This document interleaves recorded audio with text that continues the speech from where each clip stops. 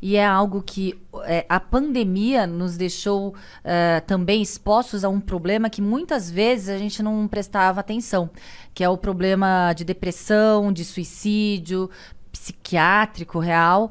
E quando a gente fala que o psicológico é algo é a situação mais importante para a gente determinar as nossas atitudes e ações, a gente tem, por exemplo, a polícia, o policial, todos sabem, né, que o estresse que o policial fica na sua atribuição, porque o policial é policial 24 horas, ele não sai, ele não tira a roupa, agora eu não sou mais policial, ele é obrigado a atuar diante de um crime, mesmo no seu horário de lazer, com a sua família, etc. Ele não pode se eximir da sua obrigação, do seu juramento. E eu não sei se vocês sabem, a gente tem um índice de suicídio dos policiais que chega a ser 5 vezes maior do que quando o policial está em confronto na sua atividade. Na atividade policial. Então, é um dado alarmante do índice de suicídio nas carreiras policiais. Não Morre só... menos policial em combate do que a proporção por tirar é a própria vida. 5 vezes os policiais se suicidam. É 5 vezes maior do que quando ele está lá em confronto. Então, é algo alarmante não só na Polícia Civil, na Polícia Militar, na Polícia Federal. Então, a situação... E isso é pela pressão. Pela pressão, pela cobrança, pelo estresse. Você é um escudo, você é um anteparo entre o crime e a sociedade. Você está ali para ser o escudo real. Você vai lá em diligências, você vai cumprir mandados. Claro que você não sabe o que vai acontecer. A gente viu o que aconteceu agora esses dias, né? No cumprimento de um mandado de um feminicida, o policial foi morto. Vocês viram isso nos noticiários? Não vi. Eu não vi. Eram 2 policiais. A Polícia Civil aqui do Estado de São Paulo, não sei se a gente vai ter oportunidade de falar, mas já vou falar um pouquinho. A Polícia Civil... de falar tudo que você quiser. Ai, que bom. A Polícia Civil do Estado de São Paulo, ela está abandonada. Os governos que passaram ao longo desses mais de 25 anos não priorizaram a segurança pública da população do Estado de São Paulo. Isso a gente sabe. A gente sai na rua temendo ser vítima de um crime. Seja um furto, seja um roubo, seja um estupro, a gente tem medo.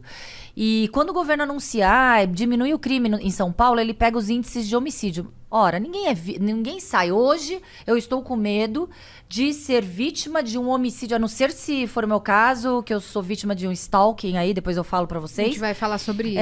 Mas... Hoje a gente sai, não é temendo ser vítima de um homicídio. A gente tem medo de ser vítima de um latrocínio, que é a morte porque estão te roubando, de um roubo, de um furto e etc. Então, quando a gente vê a manipulação de dados, a falta de investimento do governo na estrutura da segurança pública, a gente tem um déficit de policiais, de quase 14 mil policiais, que é um déficit muito maior do que tínhamos há 20 anos atrás. Não houve o acompanhamento do crescimento populacional como houve uma diminuição da polícia. A gente tem, no estado mais rico da federação, os piores salários pagos aos policiais, de todas as carreiras. A gente tem também... São Paulo é o pior salário para policiais? O estado que mais arrecada, o estado mais rico... Mamãe falou disso. Falou, né? O primeiro é o Amazonas? O primeiro é Mato Grosso do Sul. Mato Grosso do Sul. Porque ele falou de algum estado, que eu não lembro agora, que ele falou, nossa, até tal estado que tem uma arrecadação baixíssima tem um salário maior do que... Rio Grande do Norte, Paraíba, qualquer estado. A gente está no último. Acre, a gente está no último ranking. E quando a gente percebe que a Polícia Civil, que tem a atribuição de investigar, combater crimes, não tem estrutura, o que a gente percebe? Que os governos estão deixando de lado a população. Deixa a população à mercê do crime, não é? Sim. Quando um governo sério não estrutura aquela polícia, ele não é sério. Ele está querendo deixar com que a criminalidade ganhe a conta da população e a população fique refém e à mercê. E é isso que a gente sente. A gente sente isso e, claro, o policial, ele trabalha com uma viatura, com um pneu careca, com um armamento que falha ou obsoleto. Ele não tem a forma, não tem as condições de trabalho adequadas e tem a cobrança, tem a necessidade de trabalhar no lugar de 4 ou 5 policiais. Tem toda aquela responsabilidade. Então, claro, tem uma hora que o policial, ele explode, ele não aguenta mais. Fora que ele chega em casa, depois de dar o sangue, não consegue pagar as contas do final do mês. Então, é uma situação realmente E aí vai fazer alarmante. bico de segurança. Exatamente. Isso é muito grave. Porque quando ele trabalha e ele faz dupla jornada, ele não dorme. Sim. Ele trabalha e vai fazer bico, trabalha e vai fazer bico. Acorda, trabalha como polícia e de madrugada como segurança. Sim. Aí e pior, então pior a qualidade de vida totalmente da completo. pessoa. E muitos policiais são mortos justamente nessas horas que eles estão fazendo bico. Por quê? Porque eles não têm o aparato daqueles companheiros do lado, policiais, junto ali no combate, no confronto. Ele tá lá sozinho fazendo um bico.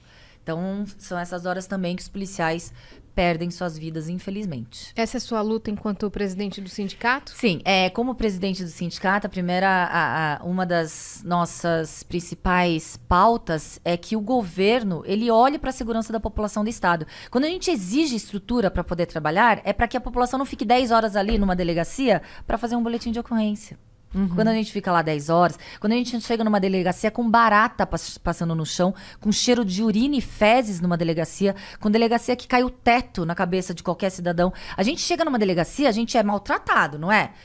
Já vê a estrutura da delegacia, não é uma estrutura acolhedora. Se a gente vai numa delegacia, não é para comemorar nada. É porque a gente já tá numa situação extremamente de estresse, ou fomos vítimas de alguma coisa, de alguma situação, que é uma situação já adversa. Aí a gente chega lá, fica 10 horas esperando para fazer um BO. Não tem policial para te atender. As instalações são insalubres. Então, o governo está pensando o quê com a população? O que o governo pensa ao tratar a população dessa forma? Então, é algo assim que não dá para compreender. E quando a gente vê propagandas maravilhosas mostrando que a polícia é maravilhosa mas graças a alguns policiais, inclusive o seu primo, Hussein, maravilhoso, em menos de 24 horas ele identificou o criminoso que estava praticando o crime as de ameaças, contra você, as ameaças de morte, de estupro, de esquartejamento.